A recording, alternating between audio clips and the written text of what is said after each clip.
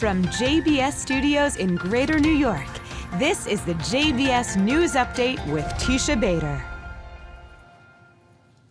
I'm Teisha Bader with the JBS News Update for Wednesday, September the 3rd, 2025. A missile was fired from Yemen at Israel this morning, presumably by the Houthis, setting off red alert sirens in a number of areas in the country, sending residents to seek the protection of bomb shelters and safe rooms. It was intercepted by Israel's Air Force, and no damage or injuries were reported. The IDF today said it struck Hezbollah terror sites in southern Lebanon, being used to assist in rehabilitating the terror organization and advancing terror plots. The IDF also continues its operations in Gaza, destroying terror infrastructure and eliminating terrorists, including, it said today, together with Israel's security agency, the Shin Bet, eliminating the head of the terror organization Katibat al-Mujahideen in Gaza, who promoted terror plots also in Judea and Samaria and within Israel. The IDF also noting that members of the terror group also played a significant role in the Hamas-led October 7th massacre. Hostage families met this week with UK Foreign Minister David Lammy, including the family of Avinatan Or, who is the boyfriend of rescued hostage Noah Argamani.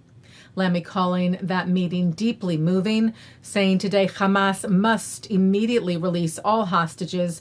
We will continue working with international partners for an immediate ceasefire and a lasting peace. Hostage families also held a press conference this week outside the U.S. Embassy in Tel Aviv, appealing to U.S. President Donald Trump to get an agreement signed to bring home the hostages and end the war. And hostage families were joined by hundreds of protesters today who marched from Israel's Knesset to the residence of Israeli Prime Minister Benjamin Netanyahu in Jerusalem, calling for a deal to be reached. The 48 hostages still being held by terror group Hamas and other Palestinian terror groups in Gaza have now been captive for 698 days.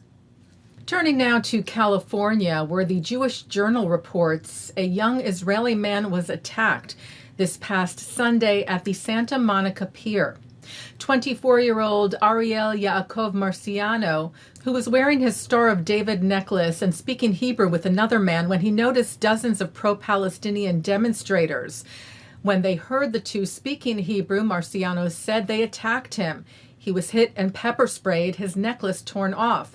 Santa Monica police said the victim sustained minor injuries and was treated at the scene, writing they condemn all forms of hate and anti-Semitism and were investigating the incident as a hate crime. The interim director of the Anti-Defamation League's Los Angeles office, Peter Levy, wrote, "We are experiencing a deplorable escalation of anti-Semitism across Southern California, warranting the immediate attention of law enforcement, community leaders, and elected officials." Levy calling on all to take a stand. And now to Colorado, where the Boulder chapter of Run for Their Lives will no longer publicize its gatherings, it said, due to ongoing threats. Run for Their Lives holds walks across the United States and around the world weekly to raise awareness and show support for the hostages and their families. The Boulder chapter was firebombed in June, killing one of its members and injuring over a dozen more.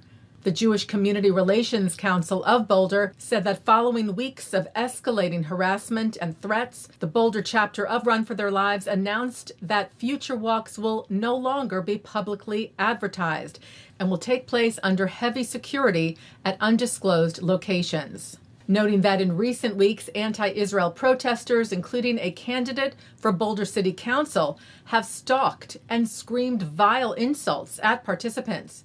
The harassment, it noted, has spilled into Boulder City Council meetings, where Jewish residents have been intimidated and bullied. Senior Director of the JCRC, Brandon Ratner, said this walk has already been the target of deadly violence. Now participants are facing a level of harassment that makes it impossible to continue safely in public view. We call on everyone who condemned the dehumanization of Jews and the rise of political violence after the attack to stand with us again now. Intimidation and hate have no place in Boulder, in Colorado, or in our democracy. Taking a look now at our programming for tonight on JBS for Wednesday, September the 3rd. At 7 o'clock, it's David Harris on Defending Israel. At 7:30, it's a look at Jewish values and pluralism. At 9, a look at the organization Israel Is. At 10:30, a replay of the news, and coming up next, it's Thinking Out Loud. And that's the JBS News Update for Wednesday, September the 3rd, 2025. I'm Teisha Bader. Am Yisrael Chai.